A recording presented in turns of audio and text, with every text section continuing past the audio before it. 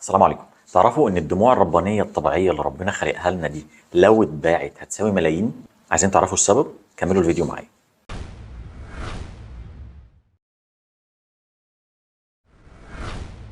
اهلا وسهلا بيكم. زي ما قلت لكم في مقدمه الفيديو ان الدموع الربانيه اللي ربنا خلقها لنا لا تعوض بثمن، وانها لو اتباعت ممكن تساوي فلوس كتير قوي. الكلام ده مش صحيح، هي لا تقدر بثمن. اي حاجه ربنا خلقها فهي معجزه، واي حاجه الانسان عملها ما تقدرش تقرب ولا جزء بسيط من اللي ربنا عمله. وانا بحضر الكورس بتاع طلبه كليه الطب، وقع قدامي معلومه الدموع بتاعتنا فيها مضادات حيويه. ايوه، ربنا خلق لنا مضادات حيويه بتفرز في الدموع بتاعتنا بصوره دائمه، ومضادات حيويه مختلفه من كذا نوع. والمضادات الحيويه دي هي جيش الدفاع بتاعك ضد الميكروبات اللي محوطانه من كل ناحيه. واحد يقول يا دكتور بس انا بعيا وبيجي لي امراض وبيجي لي التهابات بضطر اخد لها قطره مضاد حيوي. بقول له ايوه، انت لولا المضادات الحيويه الطبيعيه اللي ربنا خلقها لك كنت هتضطر ان انت تتعالج كل يوم، بدل ما كنت بتتعالج مره كل اسبوع او مره كل شهر او كذا مره في السنه. المضادات الحيويه اللي العلماء اكتشفوها واستخلصوها من الدموع بتفرز من الغدد الدمعيه، وهي كذا نوع.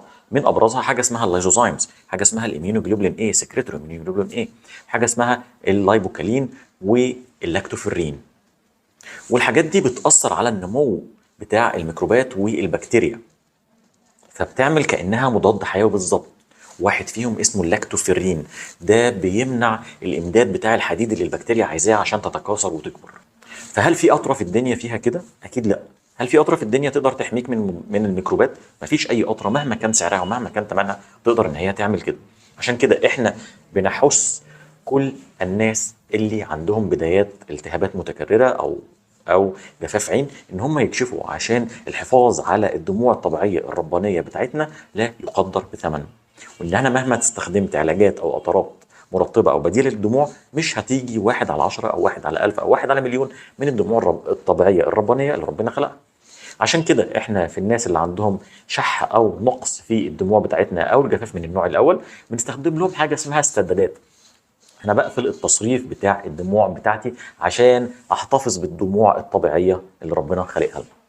فالرساله بتاعتنا الدموع الربانيه بتاعتنا قيمه، وان احنا دورنا ان احنا نكتشف ونعالج ونشخص جفاف العين في المراحل الاولانيه.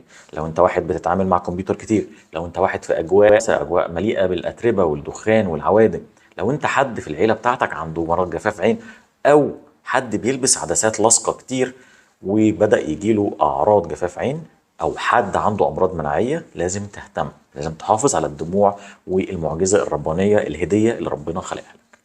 ده كان فيديو بسيط. مع السلامه.